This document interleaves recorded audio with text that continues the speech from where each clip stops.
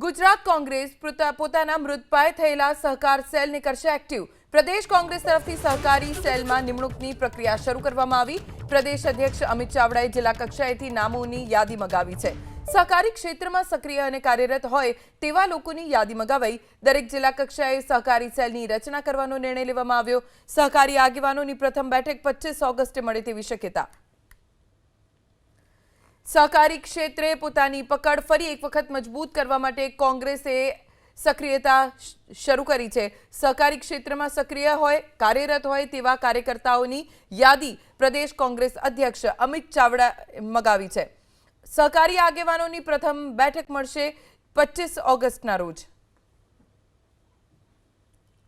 सहकारी क्षेत्र में सक्रिय और कार्यरत होय तेवा लोकोनी यादी मंगावाई। दरेक जिला कक्षाए सहकारी सेलनी रचना करवानो निर्णय लेवामां आव्यो। सहकारी आगेवानोनी प्रथम बैठक 25 ऑगस्टे मळे तेवी शक्यता।